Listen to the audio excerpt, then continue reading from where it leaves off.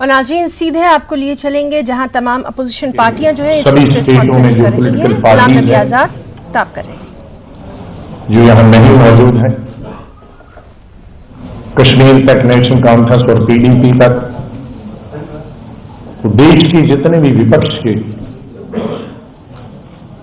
राजनीतिक दल हैं, ये उनकी आवाज है कि कल दिन और रात को सुबह तक जो घटना दिल्ली की एक यूनिवर्सिटी में हुई,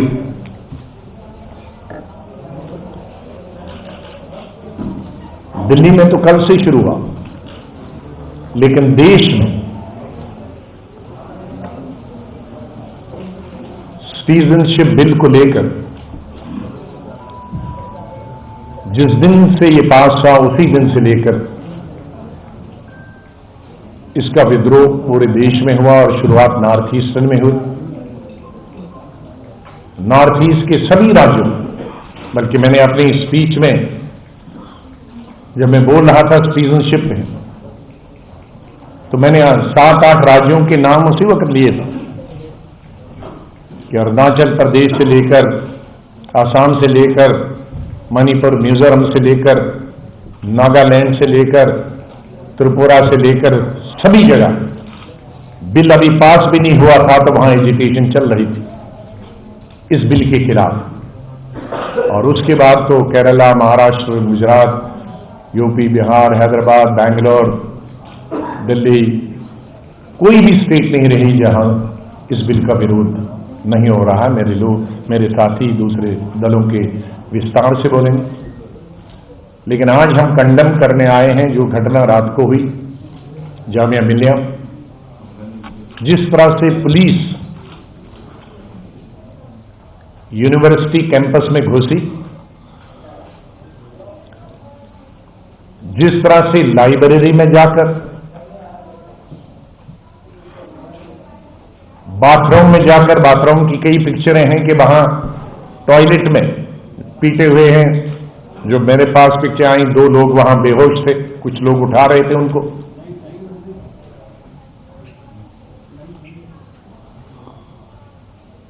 तो लाइब्रेरी और टॉयलेट में भी जो थे लड़के लड़कियां पढ़ रहे थे, उनको भी पुलिस ने माफ नहीं किया। हम में से अधिकतर लोग स्टूडेंट पॉलिटिक्स से निकले हुए लोग हैं और एजुकेशन हमेशा स्टूडेंट करियर का एजुकेशन का एक हिस्सा रहा।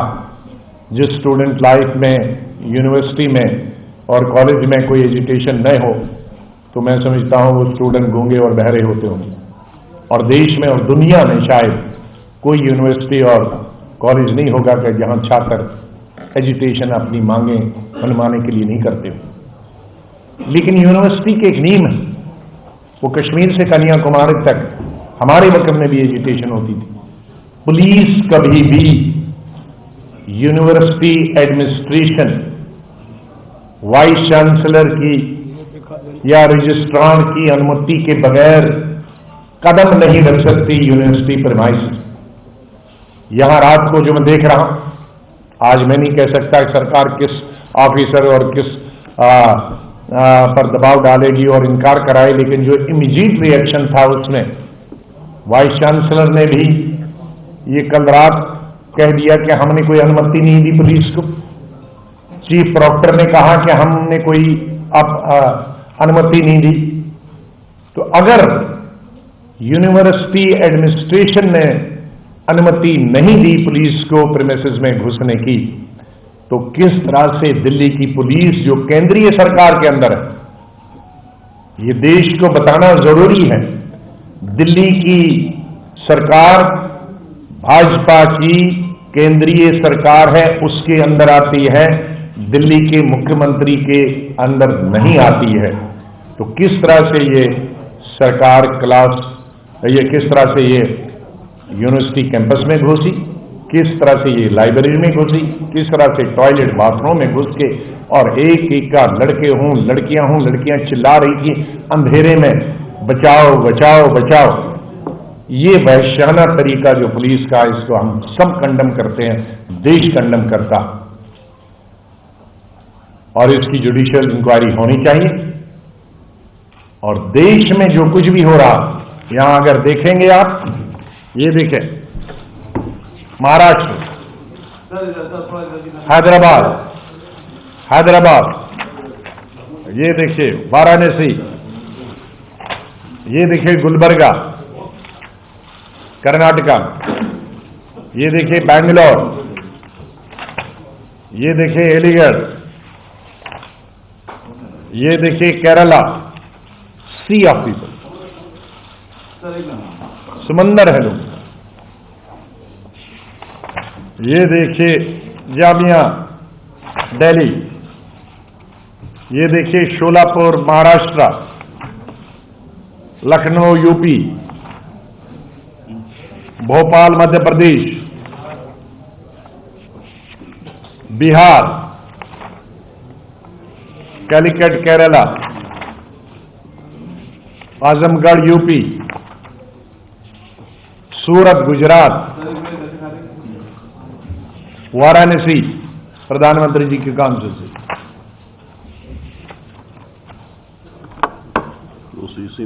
सीमांचल कोसी, अहमदाबाद, औरंगाबाद, कानपुर यूपी, मुंबई, महाराष्ट्र यवतमाल, और नॉर्थ ईस्ट की अहमदाबाद से, और नॉर्थ ईस्ट की तो आपको मालूम है कोई डिस्ट्रिक्ट बचा नहीं है। नॉर्थ ईस्ट में जहां कर्फ्यू भी है, असम में लोग मारे भी गए हैं, पैलेट गन्स का इस्तेमाल हो रहा है, इंटरनेट बंद कर दिया है। तो रिपीट ऑफ कश्मीर, जिस तरह से कश्मीर के मामले में एडवाइजरीज इशू की गई थी, इंटरनेट बंद कर दिया था, तमाम चीजें बंद थी, और ताकि किसी को पता न चले। लेकिन चाहे किसी को टेलीविजन पे पता चले या न पता चले, तो उसका ये मतलब नहीं है कि देश में एजिटेशन नहीं हो रही है। देश में बड़े पैमाने पे एजिटेशन चल रही है। जो असंवैधानिक अनकॉन्स्टिट्यूशनल बिल इन्होंने बनाया, और इसमें कोई धर्म की नहीं, सब हिंदू मुस्लिम क्रिश्चियन ईसाई कर रहे, मिलके कर रहे हैं, और बीजेपी इसको कम्युनलाइज करना चाहते हैं। कांग्रेस के बारे में माननीय प्रधानमंत्री जी कहा, कांग्रेस पूरे देश में कर रही है। कांग्रेस अगर इतनी क्षमता होती तो आप सत्ता में नहीं होते माननीय प्रधानमंत्री जी। कांग्रेस की अगर इतनी ताकत होती कि हम पूरे देश में हर जगह इतना विद्रोह करा सकते हैं, तो आप सत्ता में कहां होते। ये इल्जाम सरासर गलत है। ये आरोप, इस आरोप का मैं खंडन करता हूं। ये कांग्रेस इसके पीछे है, इसके पीछे ruling party government of India है। अगर गवर्नमेंट ऑफ इंडिया ने ये असंवैधानिक बिल नहीं लाया होता, लोगों की मर्जी के खिलाफ नहीं लाया होता, तो ये कुछ नहीं होता। इसलिए असंवैधानिक बिल ये खुद लाएं और फिर आरोप विपक्ष पर और कांग्रेस पर लगाए। इसकी जिम्मेदार रूलिंग पार्टी और सेंटर की पार्टी होनी चाहिए। प्राइम मिनिस्टर और होम मिनिस्टर, उनकी कैबिनेट इसके लिए जिम्मेदार है।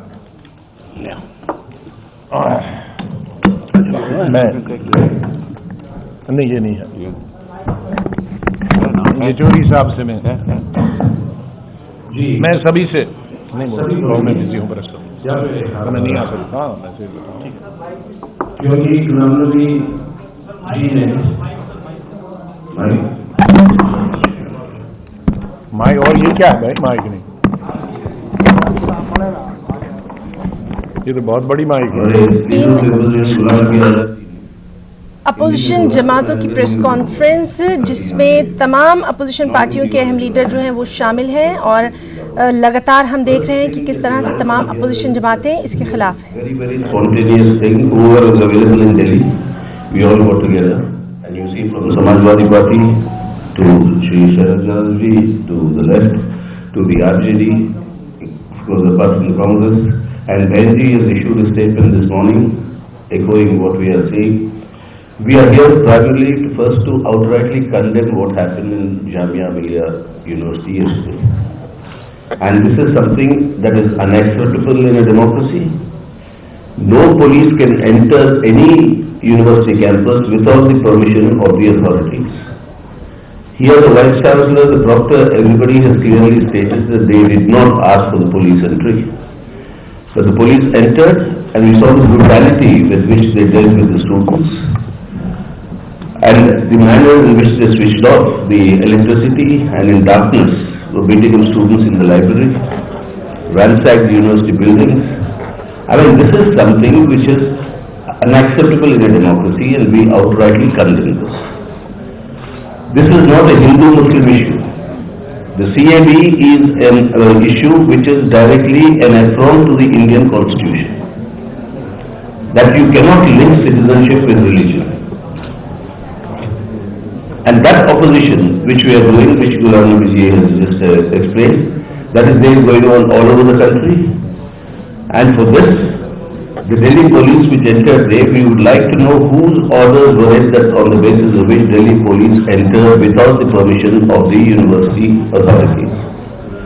Whoever gave that order should be punished and brought to book. The Home Minister is directly in charge. Where is he? We are not able to see him for the last 2 days. Now, if this is the state of affairs in the capital, where all the 3 central universities today are in turmoil, and all of them are in turmoil because of the government and the forces intervention. And this is something that they are destroying our higher इजाजत के दाखिल हुई library में बच्चों को मारा गया है, अंदर खून पड़ा हुआ है। क्या पुलिस के खिलाफ सीधे तौर पर एफआईआर होगी? देखिए, जो पुलिस एक्शन है, पुलिस अपने एक्शंस को भी जस्टिफाई करती, क्योंकि भीड़ को खदेड़ रही थी, लेकिन भीड़ सड़क पे थी, लाइब्रेरी हट के अंदर थी, उसमें बच्चे पढ़ रहे थे, जो प्रथम दृष्टया जस्टिफाइड नहीं है। इस बारे में जो हमारे लीगल काउंसिल हैं उनको हमने बुलाया हुआ है, और वो हमें जो है उसका क्या लीगल एक्शन लेना है वो रिकमेंड करेंगे। एक आखिरी सवाल, आप लोगों ने ये भी कहा कि जज्बाती तौर पर बहुत नुकसान हुआ है, क्या उसको एसेस किया गया है? कितने बच्चे अभी इंजर्ड हैं? क्या चीज़ें आप लोग? देखिए, जामिया अगर आप देखें तो तमाम यूनिवर्सिटीज़ जो हैं, विश्वविद्यालय, वो सभी किसी न किसी वजह से लाइमलाइट में हैं। कहीं डिस्टर्बेंसेस है, कहीं लड़ाई झगड़े हो रहे हैं। जामिया एक पीसफुल यूनिवर्सिटी रही, उसका ट्रैक रिकॉर्ड रहा है। बहुत से इश्यूज़ आए, लेकिन जामिया ने पीस मेंटेन रखा। ये एक इशू आया जिसमें बहुत से एलिमेंट शामिल हो गए, और चूंकि यूनिवर्सिटी की पोजीशन ऐसी है कि ये हर तरफ से वनरेबल है। एक सड़क है जो हो के गुजरती है, वो कम्युनिटी को भी फीड करती है, लार्ज कम्युनिटी को। तो इसलिए जो है वो कहीं ना कहीं जो है, जो जामिया का नाम अननेसेसरली टार्निश हुआ, जिसमें जामिया के स्टूडेंट्स का कोई रोल नहीं था, उससे हमें बहुत दुख है। इजाजत होगी तलबा को अभी एहतजाज करने की? वो हमेशा दिया, हमेशा उनको फ्रीडम रहा, और हमेशा उन्होंने एहतजाज किया है। ये थे एपी सिद्दीकी साहब, जिन्होंने साफ तौर पर कहा है कि जामिया के तलबा को एहतजाज करने की इजाज़त हमेशा से रही है। एक हाई लेवल कमेटी की बात की जा रही है, लेकिन एफआईआर का सवाल है। एफआईआर खुले तौर पर दिल्ली पुलिस के खिलाफ करने से मना किया जा रहा है। काफ़ी कुछ डैमेज हुआ है, और जामिया जो है एक हाई लेवल इंक्वायरी की मांग MHRD से कर रहा है। कैमरामैन गौरव सक्सेना के साथ Khurram Shahzad, news 18 Urdu, Delhi. There is no casualty at all. So far, they have not confirmed any casualty. No casualty. Number one, they said. Number two, they agreed all the injured students will be given adequate medical help. Number three, they have agreed no cases will be filed. All those who are detained will be released. Then when the question was posed, who gave the orders for the police to enter the university? They said it will be investigated. It is Investigated. It will be investigated. It is strange. The top officials, they say who gave the orders will be investigated. Then how police could enter the university campus? And I also join everyone here to condemn what happened in Jamia, the brutality of police on the student community in Jamia in all possible strongest terms. With great pain, I was standing with the students. It is an attack are the present and future of our country. Attack on students means attack on the present, attack on the future. What will happen to the country? So those who gave orders to the police to enter the campus, attack the students, must be brought to book and they must be punished. And the Home Minister, Mr. Amit Shah, must be held responsible. This news headline